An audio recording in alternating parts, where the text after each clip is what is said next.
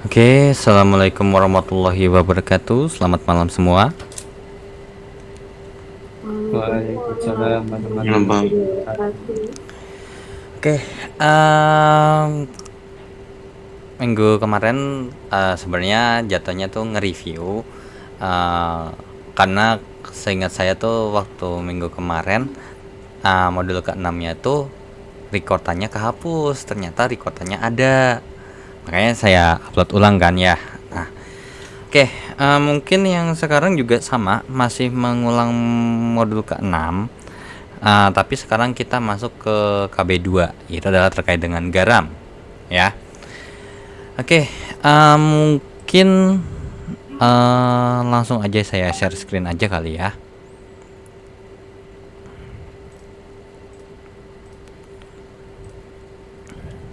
Oke, udah kelihatan apa yang saya share?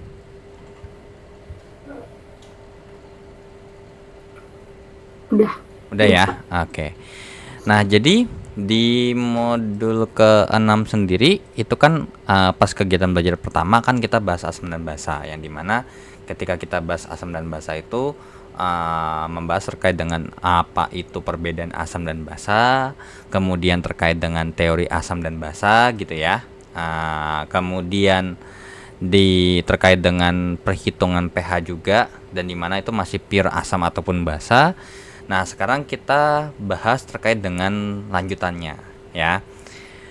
Oke, itu terkait dengan keseimbangan asam dan basa. Mungkin ya ini nggak usah terlalu bingung sebenarnya. Oke, ini kelihatan terkait dengan paint-nya.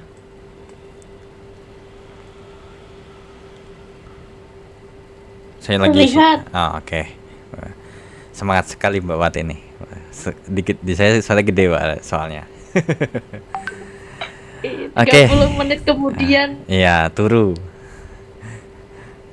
Oke, jadi ketika kita bahas asam dan basa, mungkin kita review dikit bahwasanya ketika kita bahas asam dan basa itu reaksinya adalah garam ditambahkan dengan air, ya, garam ditambahkan dengan air.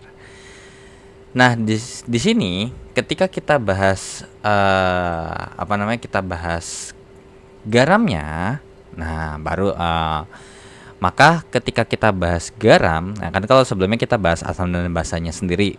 Nah, sekarang kita bahas terkait dengan garam. Oke, ketika kita bahas terkait dengan garam, maka akan ada dua topik atau ada subbab yang kita bakal bahas, yaitu adalah larutan penyangga. Kalau mungkin yang waktu sekolah menengahnya ambil SMA IPA, mungkin ini nggak asing lagi. Itu adalah atau buffer. Kemudian ada yang namanya hidrolisis garam, ya, hidrolisis garam. Oke. Nah, untuk membedakannya adalah terkait dengan larutan buffer ini, itu sebenarnya adalah tujuannya adalah larutan yang dimana dia tidak merubah pH secara signifikan. Jadi semisal saya masukin sedikit asam, sedikit basa, sedikit air, maka pH-nya tidak berubah. Itulah namanya larutan penyangga atau buffer. Sedangkan ketika kita bahas hidrolisis garam, ini adalah garam yang nanti ketika kita masukkan ke dalam air, maka nanti akan bereaksi dengan air atau mengalami reaksi hidrolisis. Ya, namanya ketika kita bahas reaksi hidrolisis itu berarti adalah reaksi yang erat kaitannya dengan air. Nah, perbedaannya apa? Tadi kan definisinya udah beda. Tapi nanti ada kalanya ketika kita bahas soal, nanti akan ada perbedaan yang signifikan ketika kita bahas soal daripada si larutan penyangga sama hidrolisis. Karena nanti akan ada beberapa yang mirip. Nah, untuk membuat larutan penyangga, oke, bentar dulu, bentar. Wait, bentar dulu.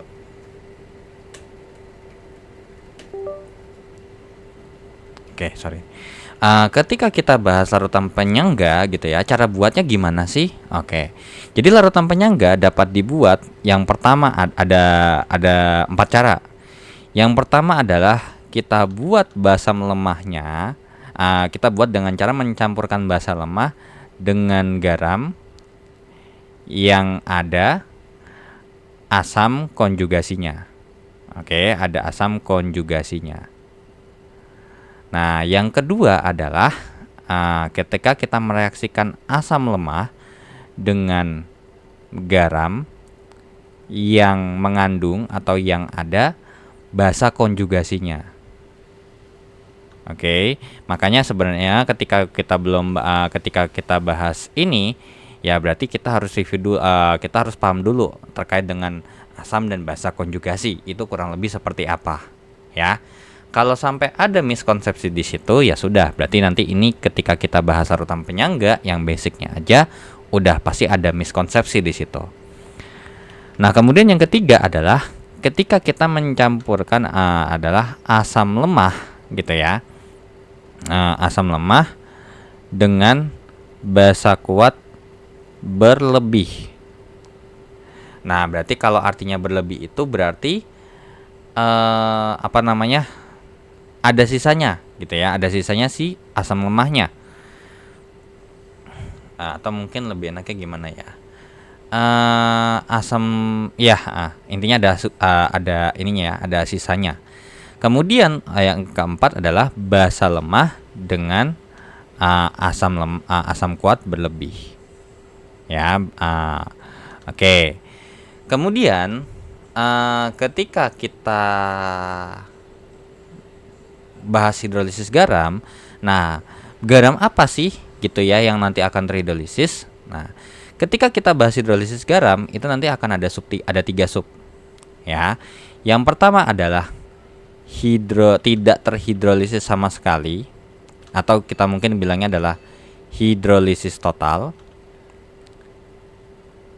Ada hidrolisis sebagian, dan tidak terhidrolisis sama sekali, tidak terhidrolisis. Nah, garam apa sih yang ketika kita ini, nah otomatis ketika kita bahas garam, otomatis cuma sisa garam nih nanti ya. Nah, ketika kita bahas hidrolisis total adalah garam yang berasal dari asam lemah ditambah dengan basa lemahnya. Sedangkan untuk hidrolisis sebagian itu adalah asam lemah tambah dengan basa kuat atau basa lemah tambah asam kuat. Sedangkan kalau yang tidak terhidrolisis sama sekali itu adalah garam yang terbentuk dari asam kuat dengan basa kuat. Jadi yang terhidrolisis itu adalah yang lemahnya, gitu ya. Jadi yang terhidrolisis itu adalah bagian lemahnya, gitu.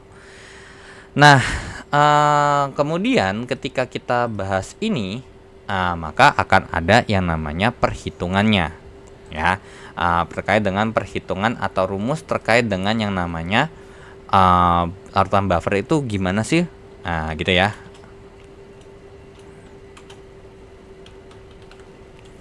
Nah, jadi untuk si buffer ini nanti akan ada 2 ya.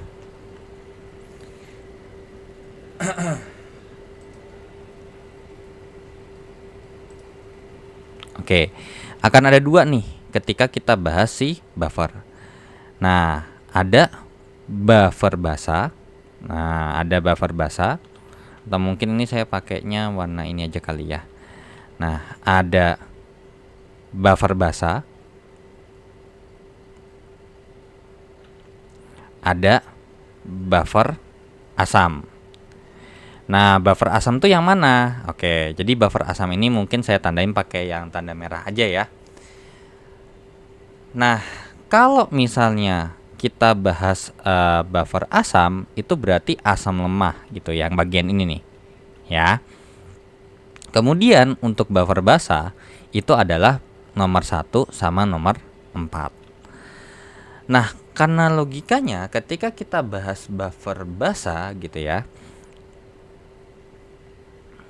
Nah, yang kita mau konteksnya adalah si basa lemahnya itu sendiri. Berarti ketika kita mau menghitung buffer basa, yang kita perlu hitung sebenarnya adalah cukup OH-nya aja, OH- ya. Di sini OH-, konsentrasi OH- itu sama dengan apa? Sama dengan Kb dikalikan dengan mol basa per mol garam. Nah, makanya di sini harus ada sisa basanya dan ada garamnya. Berbeda dengan hidrolisis garam. Kalau hidrolisis garam ya berarti kudu ada garamnya doang. Gak bakal boleh ada yang namanya sisa asam ataupun basanya gitu. Nah, begitu juga untuk si buffer asam. Buffer asam berarti yang kita hitung adalah H+-nya. Nah, H+-nya itu adalah Ka dikalikan dengan asam per garam. Yang sebenarnya ini ada penurunannya gitu. Sebenarnya ada penurunannya. Yang dimana penurunannya sendiri itu sebenarnya ya dibilang sulit gitu loh. Maksudnya kalau emang kita mau turunin tuh kayak daripada itu mendingan kita langsung aja nih pakai rumus daripada ininya aja. Yang kalau emang mungkin kalian penasaran mau nyari gitu ya. Kalau kalian mau nyari sebenarnya banyak nih yang udah nurunin bahwasanya terkait dengan buffer basa tuh nuruninnya gimana gitu ya. Oke, wait dulu. Ini buffer basa, sedangkan yang ini adalah buffer asam. Nah, ini ketika kita bahas hidrolisis garam, maka akan ada satu bahasan tertentu yang dimana ini adalah terkait dengan yang namanya reaksi hidrolisis ya. Nah, terkait dengan reaksi hidrolisis sendiri tadi yang perlu diperhatikan bahwasanya adalah yang lemah yang akan terhidrolisis, yang lemah yang akan terhidrolisis. Nah, saya anggap bahwasanya ketika kita bahas reaksi daripada hidrolisis kan gini ya. Ketika kita bahas kita bahas garam gitu ya, kita sebut saja bahwasanya tuh kan garam itu terbentuk daripada misalnya kan asam itu misalnya kita sebut aja Ha gitu ya. Terus ditambahkan dengan yang namanya basa, BOH. Maka nanti akan bereaksinya adalah AB ditambahkan dengan H2O ya. Asam tambah basa hasilnya adalah garam. Garam ini adalah garam AB ditambahkan dengan air. Oke, ini mungkin perlu diperhatikan lagi, mungkin dikasih notes sendiri ya bahwasanya ini adalah terkait dengan adalah yang lemah gitu ya, yang lemah. Jangan lupa, yang lemah. Oke, kemudian untuk ketika di sini berarti kan kita tahu bahwasanya Ha itu kan kalau kita uraikan adalah H+ tambah amin. Nah, sedangkan untuk BOH itu akan terurai menjadi B+ tambah OH-. Nah, jadi saya anggap bahwasanya yang terhidrolisis itu adalah si aminnya, ya kan? Karena ini anggap aja ini adalah asam lemah gitu ya. Oke, ya sudah. Berarti nanti reaksi hidrolisisnya adalah si aminnya ini, itu akan bereaksi dengan air, akan membentuk kesetimbangan yang dimana H2O ini kan H2O ini sendiri kan sebenarnya terbentuk dari kenapa bisa jadi AB kan karena ini bereaksi jadi AB, sedangkan yang ini H+ sama OH- itu akan menjadi H2O.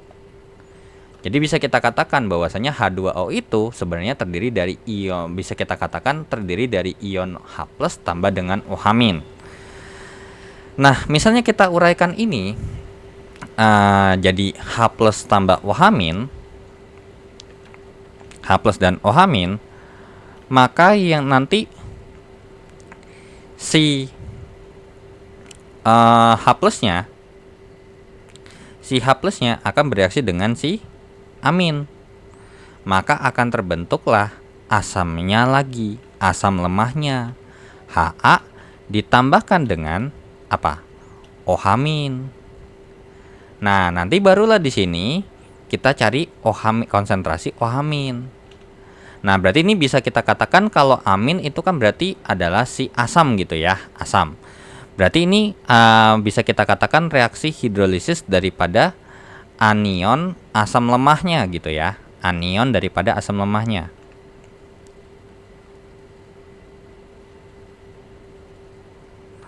Nah, nanti ya karena berhubung, makanya kenapa bisa kita misalnya nih, saya punya asam lemah ditambah dengan basa kuat.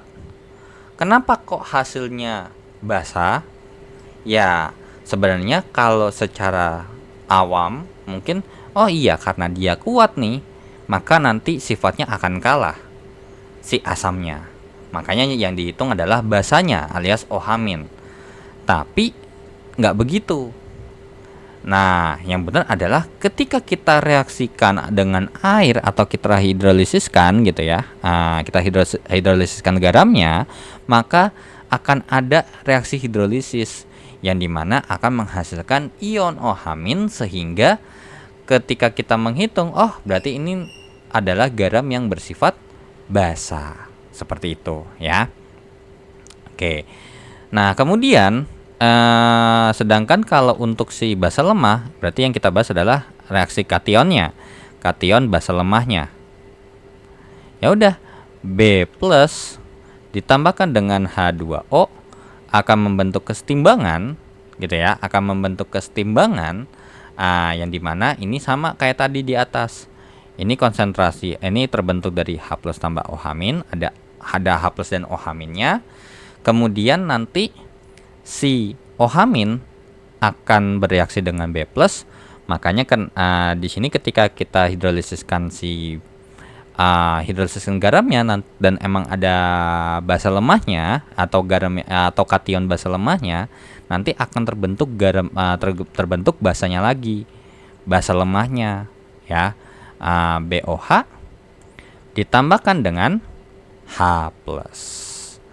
Dan disinilah kenapa makanya kita menghitung H+. Nah, untuk rumusnya akan sedikit berbeda. Kalau OH- itu rumusnya adalah akar kuadrat dari KW per Ka. Nah, gitu ya, KW per Ka. Karena di sini kan asam lemah gitu adanya, ya. KW per Ka dikalikan dengan konsentrasi garam lemahnya, ya. Dikalikan dengan konsentrasi garam. Nah, ini juga ini berarti akar KW, akar kuadrat dari KW per Kb dikalikan dengan konsentrasi garamnya. Nah, yang perlu diingat bahwasanya ini sama kayak model yang di sini, harus yang lemah. Makanya nanti ketika kita reaksi terkait dengan kita udah punya garamnya, maka uraikan terlebih dahulu garamnya menjadi kation sama anion. Nanti yang lemahnya yang bakal kita pakai, gitu ya. Makanya sebenarnya kalau mungkin dulu belajar tuh ada yang namanya ini, ada valensi lah, ada valensi asam, valensi basa, ada valensi garamnya atau valensi asam lemahnya atau valensi basa lemahnya. Di situ nggak saya pakai. Karena for me dibandingkan sama kita menghafalkan rumus seperti itu nanti malah semakin belibet gitu ya. Ya udah, konsep dasarnya dipakai gitu. Ya. Nah, ini sebenarnya untuk rumus ini sebenarnya ada penurunannya. Ya, kalau emang kalian mau penasaran ya kalian tinggal cari aja penurunan rumus buffer gitu ya. Sama penurunan rumus hidrolisis. Soalnya kalau misalnya saya bahas di sini, nanti takutnya kepanjangan ataupun kelamaan. Nah, karena esensinya saya nggak mau terlalu bahas itu. Tapi kalau emang penasaran, dipersilakan untuk mengulik sendiri. Oke, sampai sini dulu. Ada yang mau ditanya nggak?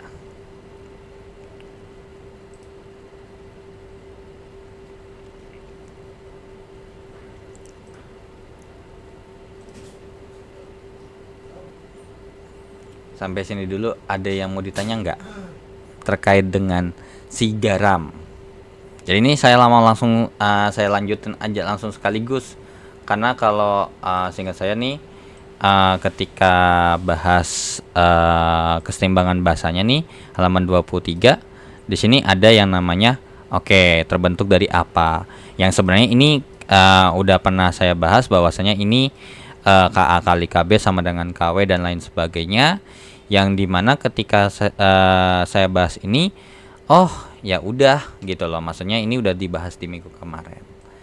Tapi mungkin sorry, mungkin ini salah tempat kali ya terkait dengan si siapa Ohaminnya ini. Mungkin saya kasih notes aja kali ya. Ini berlaku kalau ketika kita bahas si ini adalah kalau misalnya kita bahas yang bagian ini nih. Ini karena Ohamin asam lemah, ini berarti asam lemah tambah basa kuat. Sedangkan kalau yang ini adalah basa lemah ditambahkan dengan asam kuat. Nah, karena ketika kita bahas asam lemah dan basa lemah, nanti akan antara duanya terhidrolisis nih, digabung. Nah, kalau emang keduanya kejadian, maka ketika kita menghitung terkait dengan hidrolisis yang double seperti itu, maka nanti rumusnya nggak jadi itu lagi, jadi beda. Rumusnya adalah konsentrasi H plus dikalikan dengan yang namanya bentar wait. Nah, ketika ini digabung, alias mungkin saya tulis yang di bagian sini aja, maka nanti rumusnya adalah kita mencari H plus yang dimana sama dengan akar kuadrat dari KW per KB dikalikan dengan KA. Jadi tergantung sama nilai KA-nya gitu. Ya. Jadi ini tergantung sama nilai KA ataupun KB. Dan nanti untuk si bagian yang ini, bagian yang nomor 3 sama 4 sama yang ada di buffer, sama ketika kita bahas hidrolisis yang sebagian ini, nah nanti kita akan ini adalah nggak jauh kaitannya dengan yang namanya stoikiometri.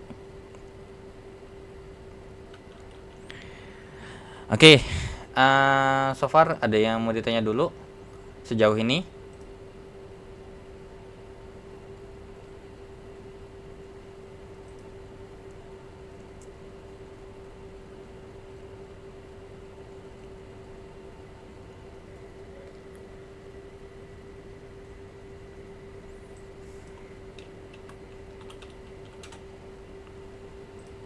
Halo, halo, halo, halo. Ada yang mau ditanyakan terlebih dahulu nggak?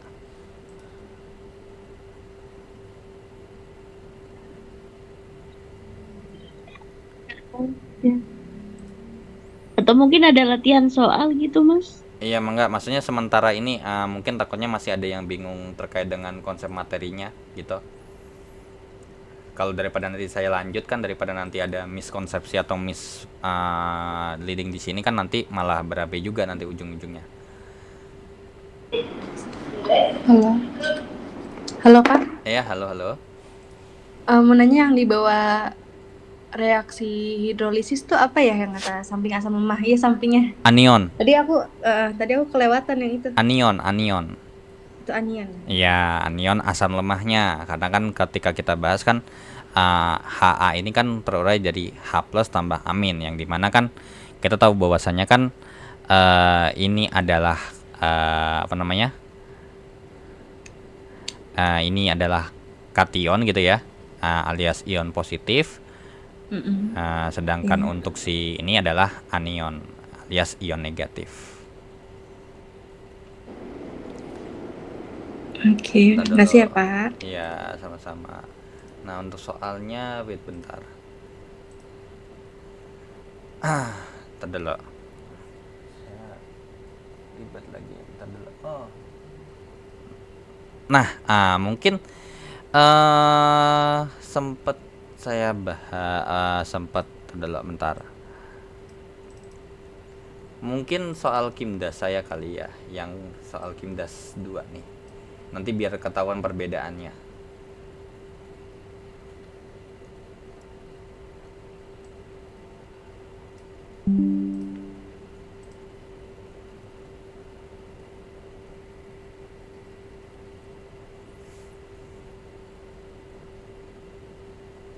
Oke. Mungkin ini saya hapus dulu aja kali ya. Oke. Atau mungkin ntar dulu. Saya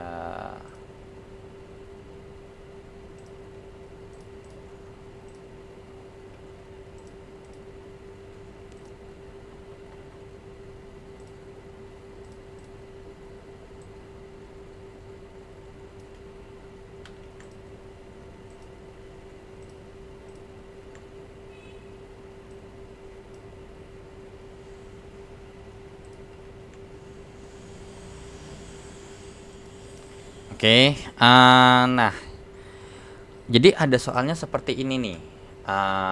Ada soal berhubung saya kan sebenarnya ini lucunya tuh adalah kenapa kok bisa-bisanya semester 5 baru ngambil kimia dasar 2 gitu.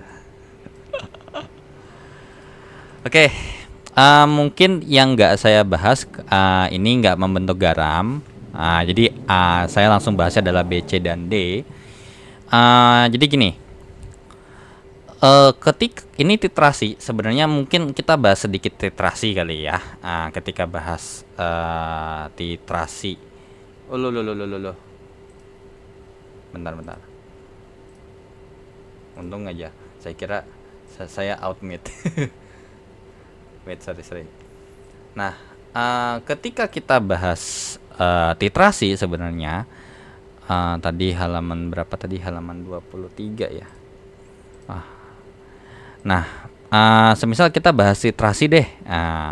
Nah, titrasi itu sebenarnya adalah sebuah metode bahwasanya kita mau mencari konsentrasi suatu larutan yang dimana larutan pertamanya tuh nggak dikasih tahu konsentrasinya, tapi tahu volumenya berapa. Sedangkan nanti kita punya larutan kedua yang dimana nanti kita punya konsentrasinya berapa dan nanti volumenya yang nanti dibutuhkan berapa. Dan nanti kalau digambar atau dikondisikan, kondisinya adalah kurang lebih seperti ini. Jadi nih di atas nih diisi burette. Mungkin yang dimana nanti ini ada larutan yang diketahui konsentrasinya dan kita punya nih volumenya kan. Di sini ada ukurannya berapa. Sedangkan di bawahnya ada glass and measure yang dimana ini kita tahu volumenya berapa, tapi nggak dikasih tahu konsentrasinya berapa. Atau kita mau cari kira-kira konsentrasinya berapa. Dan nanti ini kerannya dibuka. Nah, dibukanya kecil aja. Harus tetesan karena netesnya satu-satu dikit-dikit. Nah, nanti di mana selain ada daripada si larutan yang atas sama larutan yang di bawah, nanti ada juga namanya putuh indikator. Dan di mana indikator ini nanti tujuannya adalah ketika nanti ada masuk ke titik ekivalen, nanti akan ada perubahan. Yang dimana berarti ketika kita udah bahas titik ekivalen, maka bisa kita katakan bahwasanya asam dan basanya sudah seimbang. Ya, nanti kurang lebih titrasinya titik ekivalennya kurang lebih seperti ini. Dan nanti di sini juga ada terkait dengan yang namanya indikator asam dan basa, ya. Yang dimana biasanya kalau terkait dengan indikator asam dan basa ini lebih ke trayek pH yang nanti ketika kita mau ngetes, timbul biru itu nanti dapatnya warna apa gitu. Tapi kita harus tahu trayek pH-nya atau daerah pH-nya berapa. Nah, mungkin kalau untuk titrasi mungkin lebih enakannya titrasi asam basa dan yang versi urip ya. Oke, terkait dengan ini. Nah, ini mungkin kalian bisa lihat, nanti kalian bisa cek nih atau mungkin tadi googling aja titrasi asam basa daripada urip gitu ya. Nah, ini contohnya nih, kurva titrasi asam kuat dan basa kuat. Nah, ini jadi nih yang asam kuat sebagai titrat alias analit gitu ya, basa kuatnya sebagai titran. Sebagai basa kuatnya titran itu yang di atas ya. Yang di bawah itu adalah titrat. Nah, jadi itu kurang lebih gambarnya seperti ini kalau di percobaan. Dan nanti kalau gambar kurva titrasinya kurang lebih seperti ini. Dimana kalau asam kuat sama basa kuat, nanti titik ekivalennya pH-nya sama dengan 7. Nah, sedangkan kalau kita bahas basa kuat dengan asam kuat, bentuk titrasinya, kurva titrasinya sedikit berbeda. Karena apa? Karena di sini kita punya basa kuatnya. Kalau di sini kan kita punya asam kuat di awal, terus ditambahin basa kuat, makanya gambar pH-nya dari bawah. Sedangkan kalau ini karena kita punya basa kuat, maka nanti kurvanya dari atas nih. Lama-lama turun. Nah, ketika lewat titik ekivalen ini berarti dia adalah ketika seimbang nih antara asam dan basanya. Dan nanti kalau dilanjutin terus, berarti nanti asam kuatnya makin berlebih nih. Makin banyak. Makanya kenapa nanti lama-lama ini makin asam. Nah, ini juga sama. Kalau ini juga sama nih. Bedanya adalah ini asam lemah, ini asam lemah dengan basa kuat yang kurang lebih gambarnya seperti ini. Nah, di sini karena asam lemah berarti pH-nya nggak dimulai dari paling bawah, melainkan agak ke atas dikit. Yang dimana titik ekuivalennya tuh lebih daripada 7 alias di atas 7. Yang sebenarnya ini juga ada kok penjelasannya nih. Contohnya kayak misalnya pH pada titik ekuivalen lebih kecil daripada 7. Nah, kurang lebih seperti ini. Ya. Ini teoritis aja sebenarnya terkait dengan kurva titrasi ataupun dengan cara apa itu titrasi, kurang lebih seperti itu. Oke. Untuk yang titrasi ada yang mau ditanya dulu nggak? Sebelum saya masuk ke soal titrasi.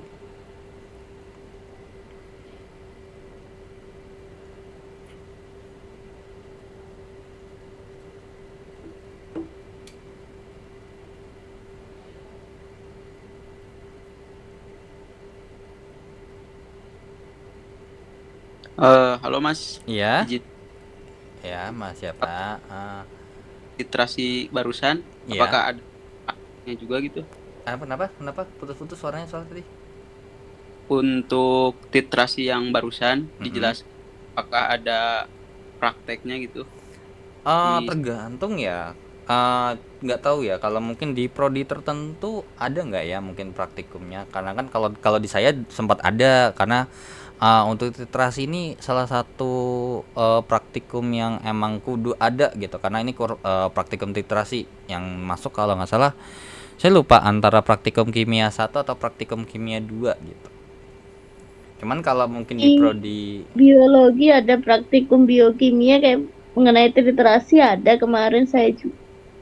Oke, berarti ada tuh. Nah, berarti nanti kurang lebih nanti ada prakteknya, berarti emang ada kok sebenarnya. Cuman ya nanti tergantung prodinya ada di mana gitu. Prodi apa, Mas? Untuk saya Iya, teknologi pangan Kak. tekpang. Oh, kalau teknologi pangan saya kurang tahu, tapi kalau yang biologi ada nanti. Iya. Masuknya di biokimia ada praktek Iya. titrasi. Atau Mas Fikri boleh mungkin bisa cek di ini aja kali di katalog kurikulum. Ya. Ada nggak praktikumnya gitu? Kalau emang ada ya, cuman nggak tahu kalau emang ada praktikum bakal ada di praktikum apa gitu. Ya. Oh, Karena kan saya nggak tahu nih kalau tekpang ya. Oke. Iya. Oke. Nah, di sini ada 50 ml NH3 dititrasi dengan HCl 0,1 molar. Nah, ditanya hitunglah pH. Nah, ketika kita punya, kalau di awal yang A ini gampang sebenarnya, cuman tinggal ngitung pH si daripada NH3-nya. Gitu ya.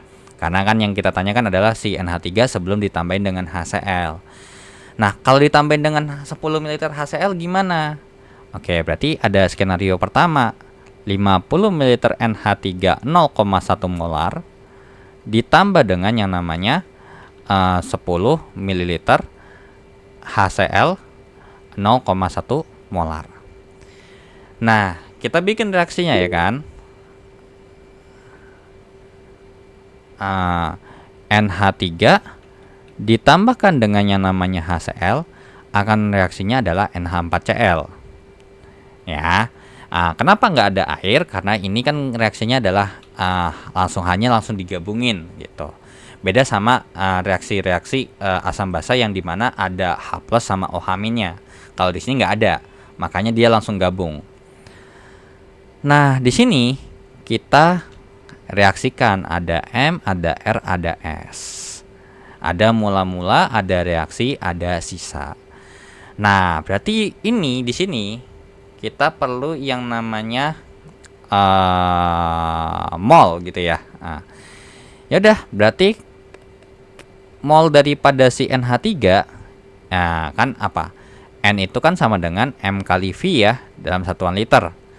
Ya udah, atau V aja deh, nggak apa-apa. Di sini berarti N sama dengan M-nya 0,1 kali 50, yang nanti jawabannya adalah 5 milimol. Sedangkan yang di sini untuk si NaCl-nya adalah 0,1 dikalikan dengan 10, Yaitu berarti jawabannya adalah 1 milimol. Ya udah, kita masukin. Di sini kita punya 5 milimol NH3 dan kita punya 1 milimol HCl. Nah, jangan lupa nih, kita cari reaksi pembatasnya dengan cara membagi dengan koefisiennya masing-masing. Berarti NH3 ini 5/1, ini 1/1. Nah, kita pilih yang paling kecil. Berarti si HCl-nya ini yang nanti akan menjadi reaksi pembatas alias yang habis. Oh ya udah, berarti si HCl-nya habis nih, ya kan? Nah, maka bisa kita katakan bahwasanya ini berarti bereaksi, reaksinya 1, ini juga 1, ini juga 1, ya. Ingat, di bagian reaksi perbandingan mol sama dengan perbandingan koefisien. Ya udah, berarti dari sini kita dapatkan informasi bahwasanya kita akan mempunyai sisa 4 milimol NH3 dan 1 milimol NH4Cl. Nah, karena ini kita punya basa lemah dan asam kuat dan ternyata masih ada sisa basanya, maka ini adalah kasus buffer. Kasus buffer. Buffer apa? Karena sisa basa lemah, berarti ini adalah buffer basa. Nah, ya udah. Berarti tinggal kita hitung nih, ya kan? Apa sih namanya? Kita hitung OH-. Tadi rumus buffer basa itu apa? Rumusnya rumusnya adalah KB gitu kan ya. Oke.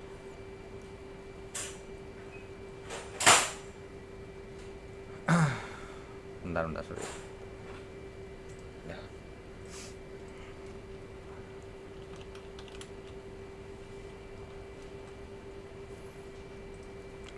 KB dikalikan dengan basa per garam. Ingat, basanya harus dari yang lemah. Basanya itu didapat daripada garamnya ini haruslah garam yang lemah. Ya udah. Berarti tadi ada sedikit itu ya, nanti saya koreksi. Garamnya yang lemah gitu ya, garamnya yang lemah. Ya udah, NH4Cl akan terurai menjadi yang namanya NH4+ tambah Cl-. Nah, di sini ini 1 milimol gitu ya. Atau mungkin saya tulis MRS juga deh gitu kan ya. Ini 1 milimol. Ini belum terbentuk. Terus kemudian ini berarti 1 milimol, 1 milimol, 1 milimol. Nah, ini kan berarti habis 1 milimol. Ini 1 milimol. Maka yang nanti akan dipakai ketika perhitungan adalah si 1 milimol yang ini. Jadi bukan 1 milimol yang ini, salah gitu ya. Ya udah, berarti konsentrasi OH-nya sama dengan KB-nya adalah 10⁻⁵ kali basanya, basa lemahnya berapa? 5 milimol. 5 milimol apa berapa nih? 4 ya, bukan 5 lagi. Karena apa? Yang kita pakai kan adalah terkait dengan lemahnya gitu ya.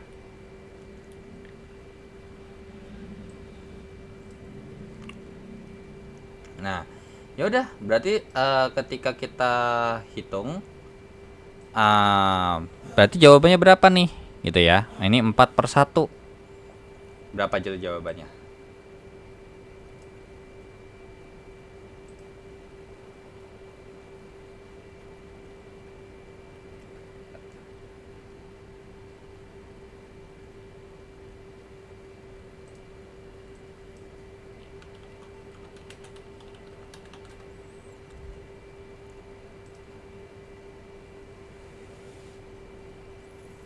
Jawabannya adalah 4 kali 10⁻⁵ kan ya. Oke. 4 kali 10⁻⁵ molar. Ya udah, kita cari nih pOH-nya dengan cara min log OH-. Ya udah, dapatlah pOH sama dengan 5 kurang log 4. Nah, tapi ingat kita kan cari pH. Nah, pH itu kan sama ditambah dengan pOH itu kan harus 14 nih. Nah, ya udah, berarti pH ditambah dengan 5 kurang log 4 sama dengan 14, maka ketemulah nanti langsung jawabannya adalah 9 ditambahkan dengan log 4. Ya sudah, biarkan saja 9 tambah log 4 gitu. Ya, itu terkait dengan si yang B.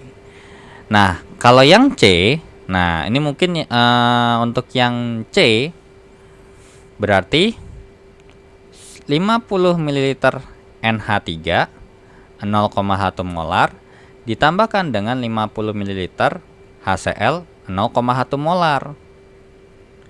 Nah, berarti ketika kita bikin reaksinya kan sama nih kayak si yang bagian B, NH3 tambah dengan HCl akan menjadi NH4Cl.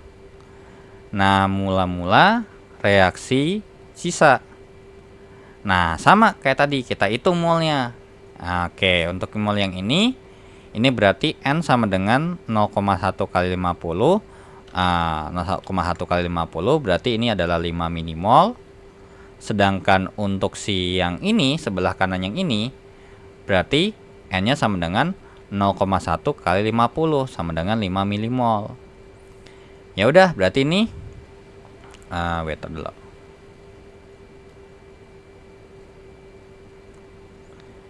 Ini 5 milimol, ini 5 milimol, ini belum terbentuk.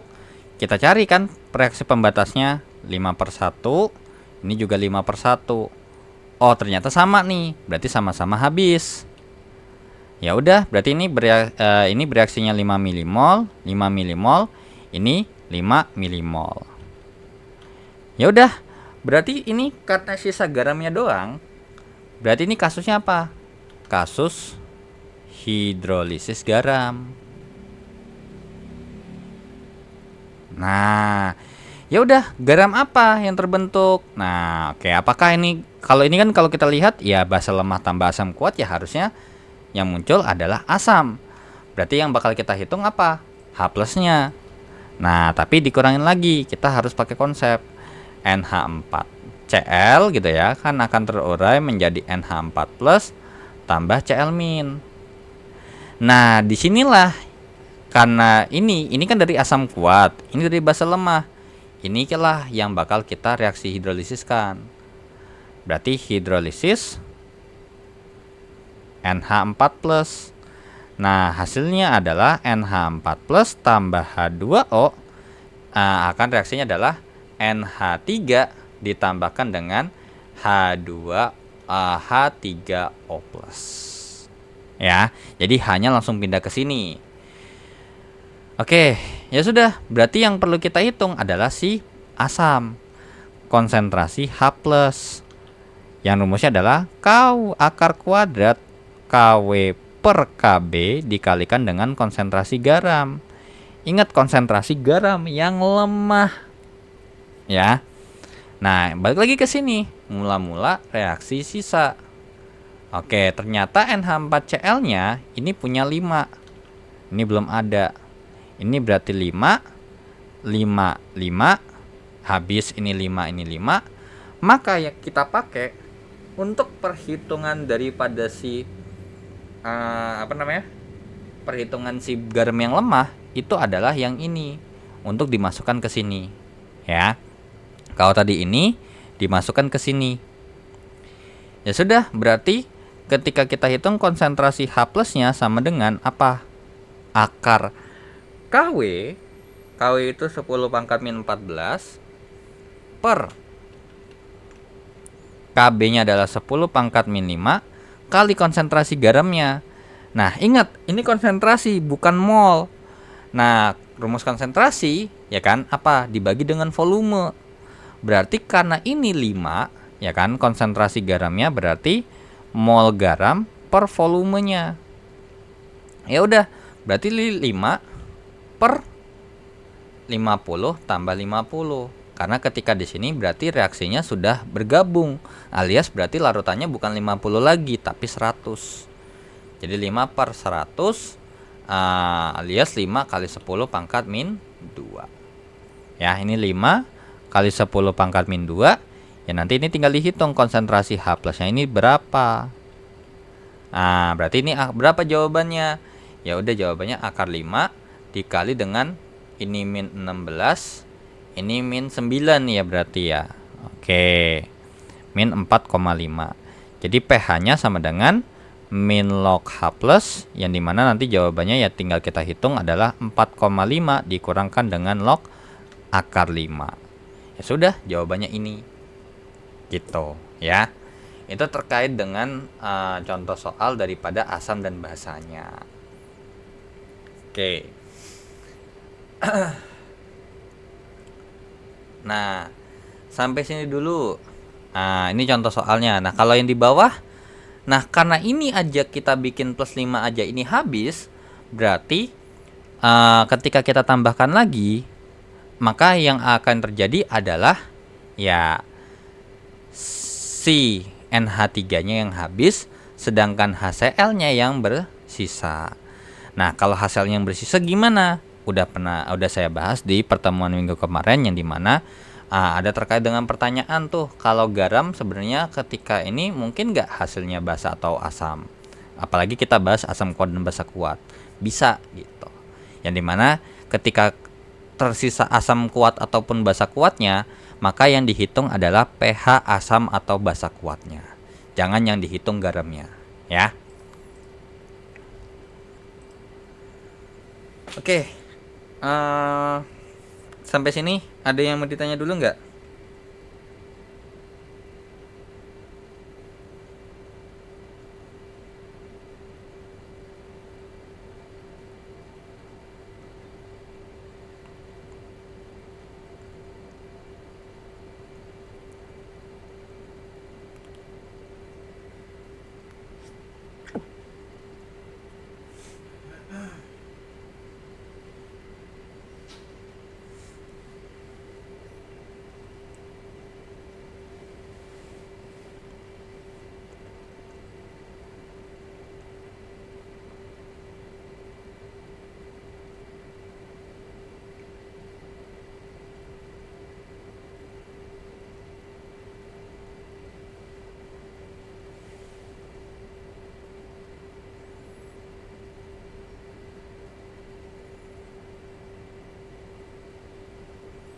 Halo, ada yang mau ada yang bertanya? Enggak ada Mas Heri. Ada yang lain? Ayo, dari 12 orang, masa nggak ada yang mau nanya?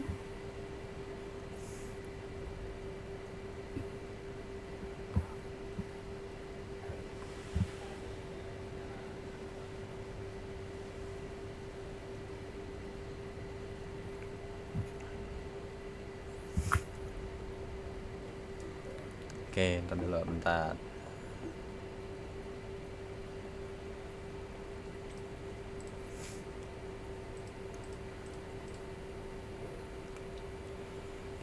Nih, jadi terkait dengan soal yang ini buffer basa, ini adalah hidrolisis garam. Nah, kalau yang buffer basa, kalau emang basicnya dia langsung di sini basa lemah atau asam lemah, ini langsung digabung sama garam. Garamnya harus ngandung basa atau asam konjugasinya. Yang mungkin itu sebenarnya kalau emang soalnya basic begitu ya itu ada hubungannya dengan materi waktu sekolah sih. Makanya mungkin bisa kalau emang masih kurang bisa search terkait dengan latihan soal buffer ataupun hidrolisis gitu.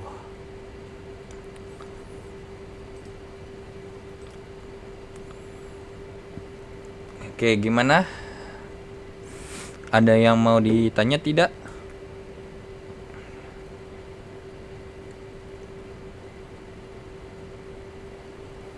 Tidak ada Mas Heri. Nggak ada. Yang lain beneran nih nggak ada nih.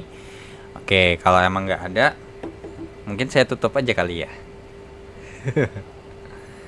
Tapi untuk kimia dasarnya untuk Kim D4110 ini untuk tuton ada kendala nggak sejauh ini? Buat tugas diskusi. Iya, mungkin ada yang mau ditanya mumpung masih ini juga nih. Mumpung masih ini saya kasih waktu mungkin sampai mungkin 12 menit lagi.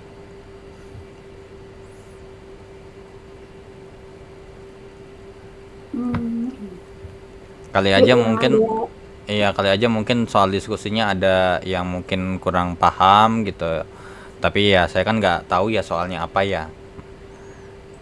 Kan saya nggak ngambil. Soalnya soalnya sekarang tiap tahun beda nggak kayak tahun kemarin sama. Nah, kan saya kan nggak ada matkulnya. Waktu masih angkatan aku tuh sama tahun kemarin masih sama soalnya. Sekarang mulai beda, mulai kerja. Kalau emang nggak ada yang mau ditanya, mau saya close gitu. Aku aja nanya tugasku.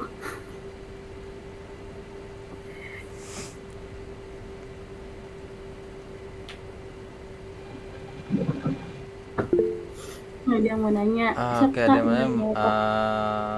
Tadi ada yang Munzilul angkat tangan. Ahbab, ya silakan. Apa mic aja? Pak, Iya ya. Pak, maaf mau nanya, Iya. kalau misalnya kita untuk kayak cari tahu soal-soal yang bakal keluar di UAS itu gimana ya, Pak? Waduh, Biar ada prediksi gitu. tak ada. Yang bikin soal kita nggak tahu orangnya kayak gimana, bukan kayak sekolah ya. Kalau sekolah kan Kalau kita tahu nih yang bikin siapa. Ya, Setidaknya kita bisa kemarin prediksi dari kan. Oh, ini ya, guru nih kalau ngambil soal atau bikin soal pasti bikin soalnya begini. Ya udah pasti begini. Nah, ini kita aja nggak tahu yang bikin soal gimana. tapi Siapa kemarin gitu. dari tes formatif nah, ada biasanya yang ini enggak dari prediksi gitu yang mungkin kan Bapak kan udah pernah gitu kan semester sebelumnya gitu kan. Nah, itu biasanya yang worth it untuk kita pelajari gitu. Kalau dipelajari, ya basic materinya ada di BMP semua. Mm-mm. Ya, cuman kalau untuk soalnya belajarnya seperti apa kalau pengen nguasain, ya mesti benar-benar harus banyak referensi gitu. Sedangkan kan kalau emang mau banyak referensi kan waktunya nggak begitu cukup gitu. Jadi kalau misalnya ditanya bentuk soalnya seperti apa ya nggak tahu karena yang itu. Cuman kalau untuk dasar materinya atau dasar apa yang mau dipelajarin itu ya dari BMP. Ya itu satu BMP itu tuh dari modul pertama sampai modul terakhir. Jadi itu setiap tes formatif modul Ya itu ada aja yang keluar kalau dan bejo, enggak kemarin ada aja yang keluar. iya kalau hoki, kalau lagi Iya, apes, tuh tes kemarin formatif tuh keluar lagi palingan cuman satu atau nggak keluar sama sekali. enggak kemarin banyak kok yang keluar. Ya kalau lagi bejo tuh tes formatif ada yang keluar. Tapi nggak banyak-banyak banget, cuman setidaknya lumayan lah gitu loh, bisa ngejawab gitu. Lumayan. Ataupun Dan juga materi tuton juga sama, materi tuton tuh nanti ada nyerempet, ada juga ada tuh. Nah, tapi ingat kalau Kayak tugas bejo, gitu ya, Pak ya. iya kalau iya bejo, ada 1 2 ya dari kalau tapi untung, banyak kan dari BMP sih. tapi kalau lagi nggak untung ya soal-soal tes formatif tuh kalau pengen ngapalin ya nggak ada gunanya, jangan dihafalin. Jadi kalau emang mau belajar ya mesti ini sih, Pahamin pahamin. Oh ini soalnya. kenapa bisa jawabannya begini atau nyari Iya, ini tuh iya. jawabannya gimana. Soalnya tuh nanti tuh intinya kayak gitu, tapi dibolak-balik Ya soalnya. dibolak-balik ataupun mungkin dapat atau Ada mengambil. angka gitu ya. Ya kalau emang Mm-mm. angka mungkin kayak gonta-ganti angka, gonta-ganti cerita. Tapi kalau Mm-mm. misalnya kita bahas materi kayak misalnya kita bahas kegunaan barang gitu ya. Kegunaan barangnya ya mungkin misalnya kita bahas apa namanya? Misalnya kita bahas obat deh. Nah, ya obat panas atau obat apa. Nah, yang ditanya tuh ya yang macam-macam kadang tuh yang keluar. Jadi nggak sesuai prediksi kita aja. Susah sih kalau mau prediksi soalnya di UT tuh karena emang kita nggak tahu orang yang bikin siapa, siapa yang Dan tahun juga itu bikin. berubah ya. Mau Iya, ada terus juga terlalu isu-isu juga. banyak. Karena ya bayangin aja, kita aja dulu sekolah waktu ini aja ada berapa kemungkinan soal. Ini mungkin kalau yang 3 SKS kan 9 modul, kalau yang 2 SKS 6 modul, kalau yang 4 SKS kan 12 modul. Nah, bayangin aja itu berapa banyak soal yang bisa dibuat, bahkan ribuan, bahkan jutaan. Yang keluar paling mentok 50. Tapi kalau mau latihan soal aku ada sisa semester kemarin untuk belajar. Bolehkah itu kirim buat Ya, kayak buat memperdalam lah. Iya. Kalau kemarin enak, aku jedanya sebulan dari apa? Dari Duton tuh. Iya, Jadi sekarang ngikutin aja. Ini Tuton ya Allah, tutup terakhir Langsung. langsung digas, dihajar, langsung diganyang, digas, gar ngodak. Makanya Tapi kemungkinan kayaknya lebih enak kayak gitu nggak sih Pak? Jadi kayak kita tuh masih fresh gitu kan di Tuton, jadi Nah. kita langsung ujian gitu. Nih Kak, nih ya. Dibandingkan Aku nunggu 1 bulan dulu, nanti otak udah kemana-mana tuh nanti. nggak tahu aja ya. Malah Oke. aku tuh harusnya dari UTM itu 2 minggu jedanya. Tapi karena aku ngerasa nggak sanggup, aku rubah jadwal 1 bulan kemudian. Itu masuk ke otak pelajaran. Kalau seminggu ujian, seminggu lagi ujian. Enggak, aduh, masalahnya masih gini. empuk. 1 minggu ujian itu bukan model kayak kita anggap aja deh, coba deh. Kita ngambil 8 matkul atau mungkin 6 matkul dibagi cuma 2 hari, 3 matkul atau 4 matkul deh sekaligus. Dikasih jeda seminggu tuh belajar tuh 6 matkul tuh sekaligus. Ada yang Kagak, nggak bakal sehari mungkin 6 masuk. matkul. Ada 5 matkul apa yang Bisa mentok gitu. tuh. Aku ini 1 hari 4 matkul Kak semester ini. Iya. Bayangin. Tapi itu dengan jeda waktu. Nah, kalau misalnya kayak UTM itu kalau emang jedanya tipis, jedanya tuh dikit banget, cuman seminggu 2 minggu, bahkan paling mentok. Ya palingan seminggu 2 minggu lah. Kalau cuma tapi kalau langsung, wah itu sih ini deh, agak berat deh karena sekaligus gitu loh. Oke, ada lagi mungkin yang mau ditanyain selain teknis ujian? Cukup ya Pak. Oke, cukup ya. Yang lain? So far so Makasih, good. Pak. Iya, terima kasih kembali. Nanti Mbak Wati biasanya di sesi akhir ini kok ngasih soal-soal buat latihan. Ya. Kalian Cuman nunggu tugas berarti 3 sesi kemungkinan dulu. gini, karena mungkin ya semoga ini harusnya sih cepat ya. Mungkin 3 minggu lagi berarti harusnya di sesi ke-6 harusnya kalau emang nggak ada kendala ya di sesi ke-6 ini udah selesai. Jadi kemungkinan nanti palingan matkul-matkul yang emang agak sedikit sebenarnya materinya gimana ya? Teoritis banget atau mungkin ini apalagi mungkin lihat hetik begini mungkin nanti saya kurangin lagi deh Mbak Wati. Ya palingan agak itu. Oke, kalau emang nggak ada yang mau ditanyain, dengan begitu saya tutup dulu ya pertemuan kali ini. Berarti pertemuan ke-7 hitungannya ya, pertemuan ke-7. Dengan begitu saya ucapkan terima kasih yang sudah join di meeting kali ini, yang sampai akhir ataupun mungkin tadi yang udah keluar di pertengahan. Dengan begitu saya akhiri dulu untuk pertemuan kali ini. Semoga bermanfaat.